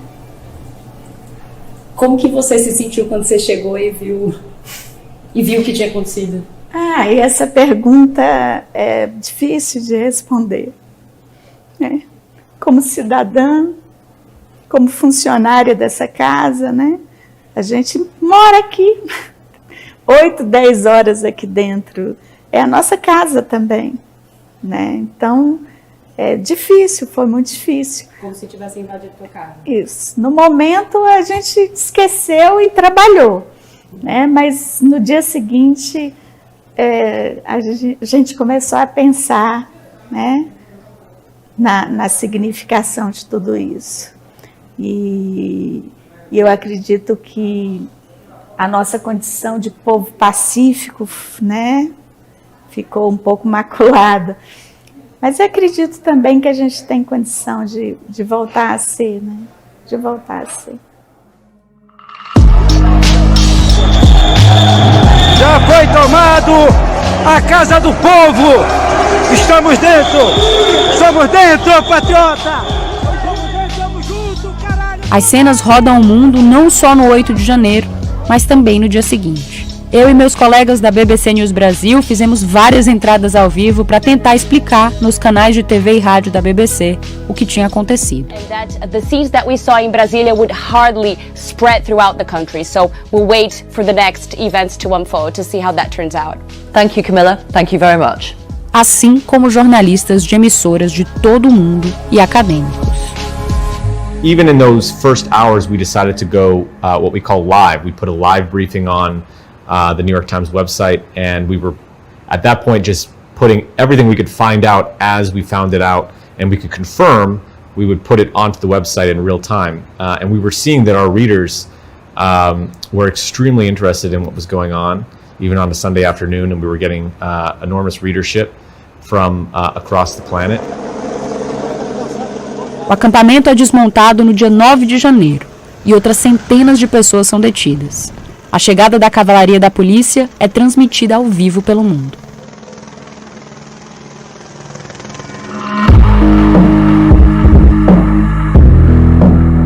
À medida que os dias passam, o foco do restante do mundo vai se voltando para outras notícias.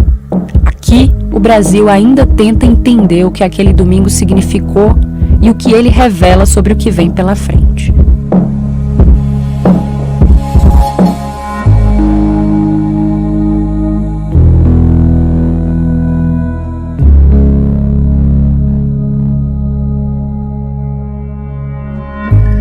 Eu até estive num debate em Princeton, acho que um mês antes da eleição, mais ou menos, e a discussão foi um pouco essa, assim, né? O que eu apresentei foi isso, de como a gente tem a violência política no Brasil.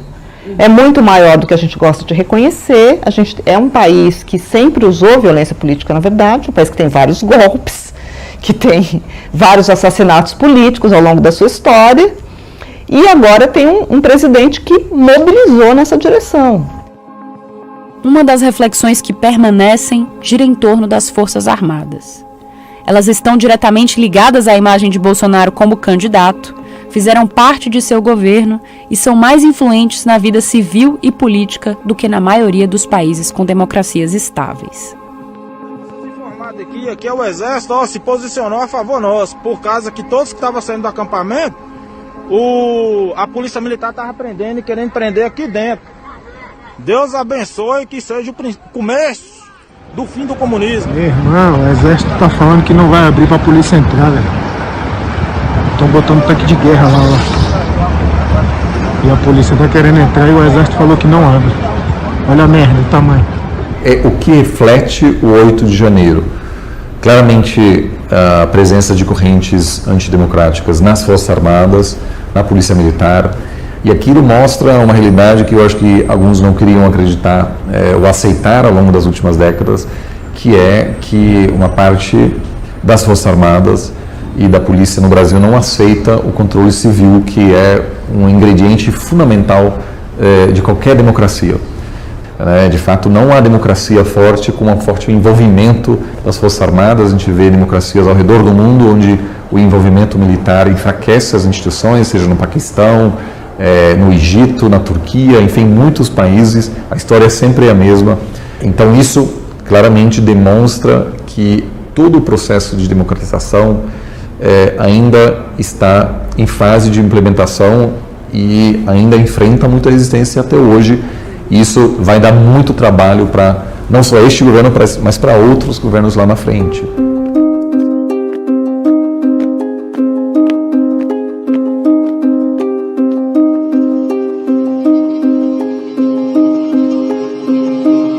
Outro tema fundamental e que não se esgota no 8 de janeiro é a mistura entre política e redes sociais. As redes sociais e a tecnologia e a internet, ela criou novos desafios para as democracias modernas. Ela criou um sistema fértil onde narrativas desinformativas engajam muito. Então, eu acredito de verdade que esse sentimento de ódio que a gente está vendo na política, ele vai se manter, não só no Brasil, acho que no mundo. Acho que isso é algo que não é particular daqui. Talvez não seja o Bolsonaro, talvez seja outra figura. Eu acredito que o Bolsonaro vai continuar em alta, eu acredito que a rede que ele construiu em cima desse ecossistema ela funciona muito bem. A segunda razão é que o Brasil faz parte da onda de democratizações que aconteceu nos anos 90, com muitos outros países aqui na América Latina, mas também na Europa Leste, e o fracasso de um caso muito importante como o do Brasil também representaria uma péssima notícia para muitas outras democracias na região. Então, nesse sentido, um sinal de que depois de 30 anos, em vários sentidos, todas essas democracias ainda enfrentam vários desafios. E por último, eu acho que uma questão que é muito nítida no debate global sobre o Brasil é que o Brasil é visto como um laboratório de movimentos radicais, sobretudo da extrema-direita. O país talvez seja um dos mais afetados pela disseminação de notícias falsas, por fake news, que teve já o segundo ciclo eleitoral profundamente afetado por notícias falsas. A gente está vendo a história, meu irmão, acontecer aqui na sua frente. A história.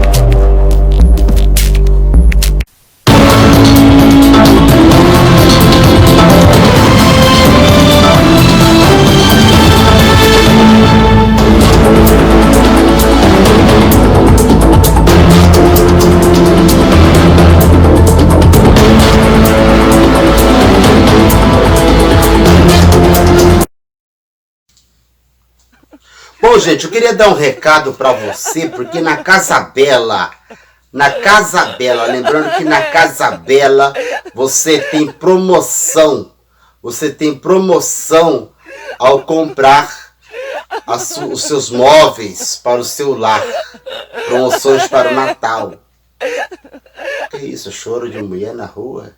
Creio Deus Pai, esse dia até lá que escutou, agora que tá escutando eu, tá amarrado no nome de Jesus, viu? Creio Deus Pai. Na Casa Bela você... Desculpa, gente. Vocês têm promoções para o Natal. Vá direto à Casa Bela. Que isso, gente.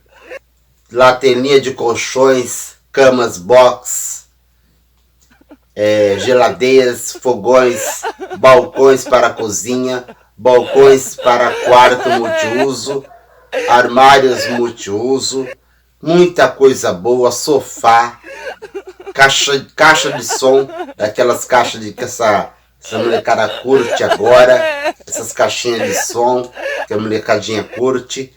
É muito bom você ir comprar na Casa Bela, porque é a melhor loja que você tem para comprar a melhor opção de móveis aqui em Getulina, é a Casa Bela. Meu Deus, que isso. Aqui na Rua Dr. Carlos de Campos, ao lado da funerária São Judas Tadeu. Depois de um sono bom, a gente levanta, toma aquele banho, escova o dentinho. Na hora de tomar café, é o café seleto que a mamãe prepara com todo carinho. Café Seleto tem sabor delicioso, cafezinho gostoso, é o Café Seleto, Café Seleto, Café Seleto. Café Seleto é torrado eletronicamente.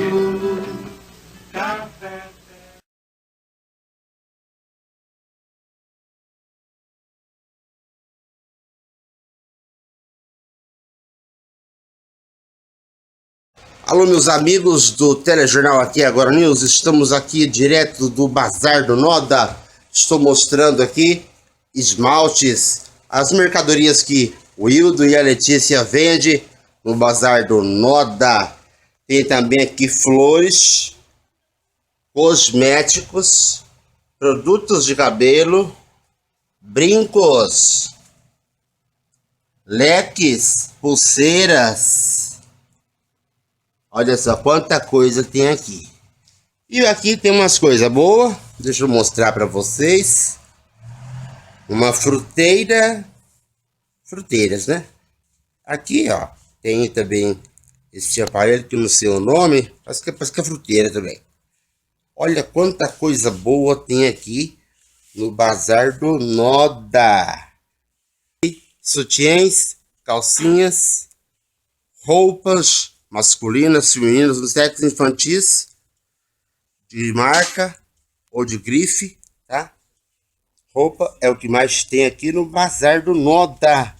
Isso mesmo, vamos mostrar o outro lado da loja.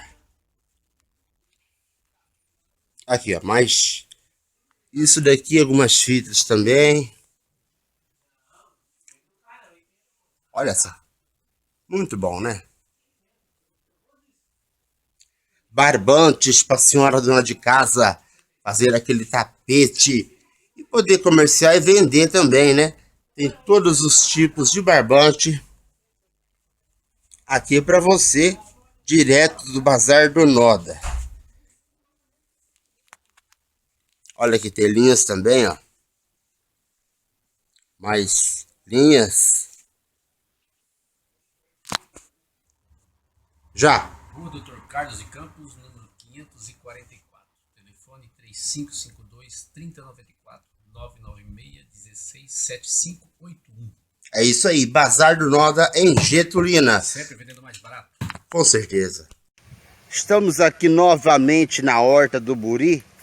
Vamos mostrar aqui os pezinhos de alface. Olha quanto pé de alface. Tá com 10 dias e já tá assim.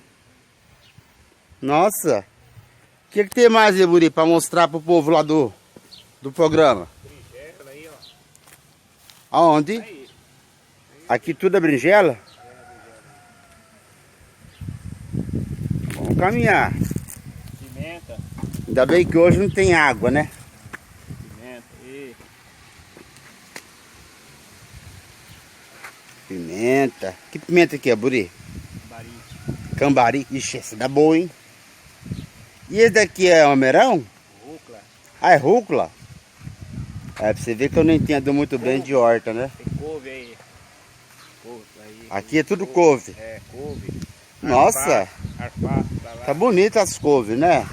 Aí, alface. Aqui tem mais alface, né? Já tá, né? A gente já tá vendendo, já tudo, já tá saindo aí, ó. Uhum. Aí, ó. Alface. Ali, ó, tem. Aí a broba aqui, ó. Abóbora. Tem a broba. Aqui, né? É, tem a broba aí. Ah. Nossa, tem o pé tá bonito. Olha lá, tem a broba lá, ó, já, lá, ó. Vamos caminhando. Pepino aí, ó. Pepino. Onde que é o pepino, Buri? Aí, ó, aqui, ó. Vai aqui pra cá. Aí. Ah, esse daqui é pepino? É, pepino aí. Não sabia, não. Tem giló. Giló também? Aí que é giló, já. Ali é tudo giló. Giló, repolho, na beira do Repolho? lugar, repolho. Rapaz. Vai pra lá, vai pra cima, vai pra cima. Vamos caminhar. Coentro. Cadê o coentro? Aí, ó, coentro, aí tem mais coentro lá pra cima. Ah, aqui é coentro. É, tem mais coentro lá em cima, lá. Minha mãe que gosta. Eu não sou chegado não por causa do cheiro. Pode, aí, ó. Aqui, mais repolho, mais coisa aqui, aí, ó. Mais repolho? Mais repolho ali, beirando o muro. Aqui beirando o muro? Aí, ó, repolho aqui, ó. Aqui, ó. Ah! Deixa eu mostrar mais de perto pro pessoal ver o repolho do Buri.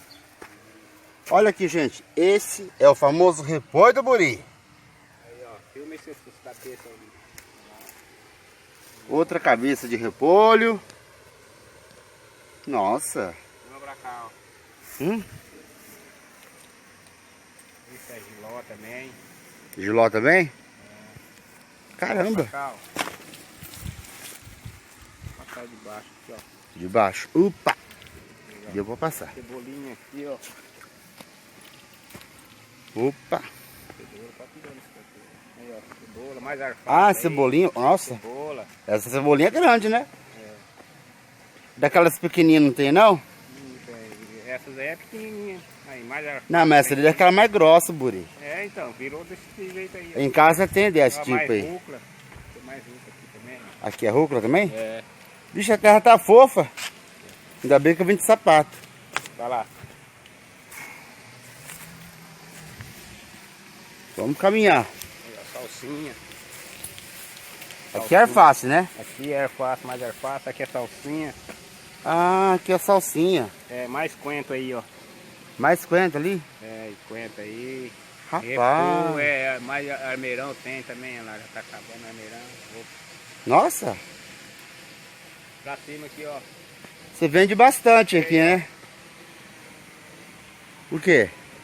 Ah, o chuchu, né? Tem chuchu também. Aqui não nasce pé de mamão, não, Buri? Mamão é meio difícil, rapaz. Não... E tá tendo muita venda? Tá saindo muitas coisas aí? Ah, tem mandioca aqui, ó. Onde que tem mandioca? Vamos caminhar. Cadê? Ah, daqui é pra vender. É, pra vender também. Você vende por quilo? É, vende R$3 o quilo. R$3 o quilo? É, descascada. Mas você tem a balança? Tem balança, descascado já. Ah, entendi. Descascada.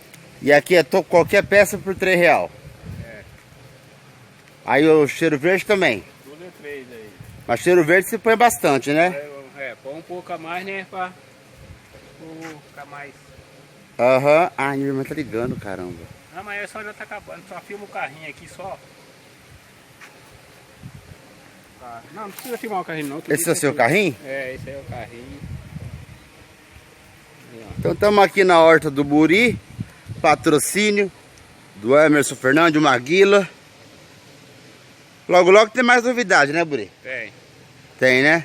Tem a brobinha lá embaixo, lá plantada também, né? Uhum. Então, É que o vídeo já passou de 6 minutos. tá bom. Vamos encerrar, né?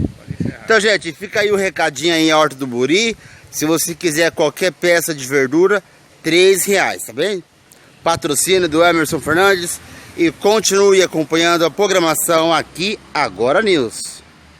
Grandes ingredientes fazem grandes encontros, como o encontro dos pagodeiros com apelido. Esse, rapaziada. Eu quero propor um brinde ao meu amigo Paulo. Mas pode me chamar de Salgadinho. Claro. Brinde também ao nosso amigo Geison. Pode me chamar de Ferrugem, né? Um brinde ao nosso amigo Péricles. Valeu, mas pode me chamar de Péricles mesmo, porque minha mãe não botou esse nome bonito pra malandro ficar botando apelido. Com Cristal, os encontros acontecem. Beba com sabedoria. Traz mais uma Cristal. Uma loura. Um véu de novo. Pode chamar de Cristal, que o pessoal não inventou esse nome bonito pra malandro ficar botando apelido.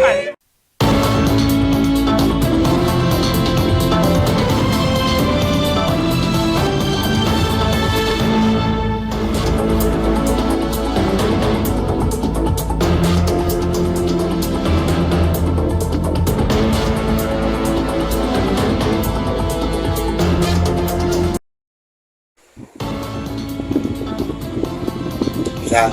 Obrigado. Bem, vamos continuando com o nosso documento especial. Hoje em especial, relembrando o dia 8 de janeiro de 2023, um dia totalmente histórico, um ano totalmente histórico para a nação brasileira, o ano em que Bolsonaro mandou depedrar Brasília. Eu quero fazer, não sei que episódio que eu vou trazer no próximo programa. Eu queria trazer a Rede Tupi, os 75 anos da Tupi, mas de um jeito totalmente diferente, de um jeito que eu nunca fiz esse programa. Enfim, até lá eu darei uma resposta. A todos vocês, eu desejo uma ótima semana abençoada, que Deus os abençoe a todos e até o nosso próximo encontro. E tenham um ótimo dia.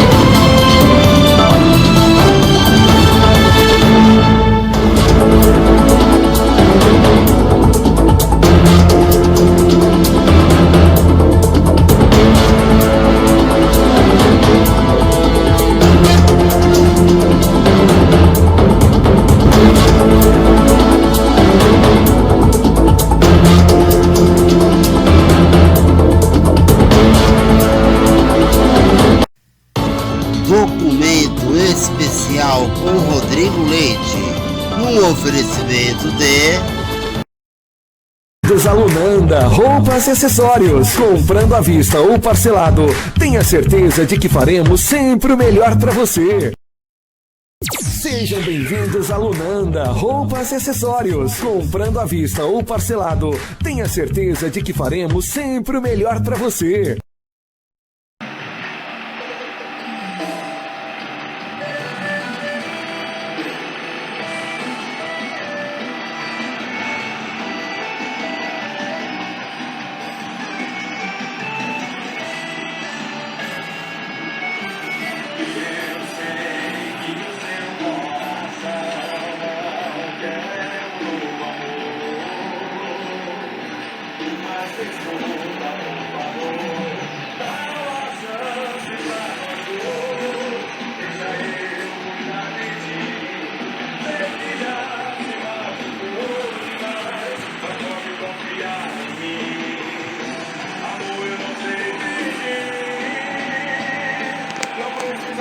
Lunanda! Lunanda! Lunanda! Onde você encontra lindas roupas masculinas e femininas, adulto e infantil, e acessórios com qualidade e bom gosto, e o melhor preço em até 5 vezes. Nos cartões de crédito, Lunanda! Lunanda! Porque aqui a moda cabe no seu bolso.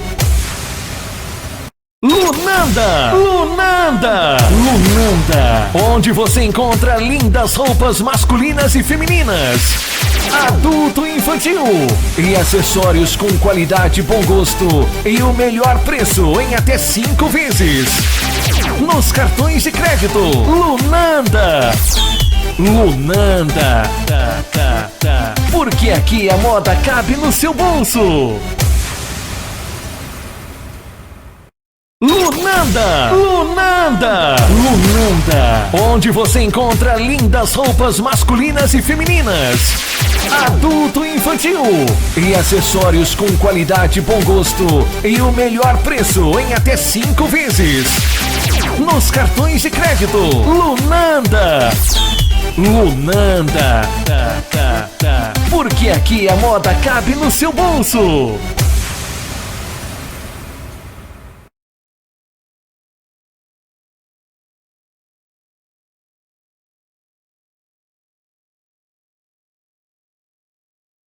Sejam bem-vindos a Lunanda Roupas e Acessórios. Comprando à vista ou parcelado, tenha certeza de que faremos sempre o melhor para você.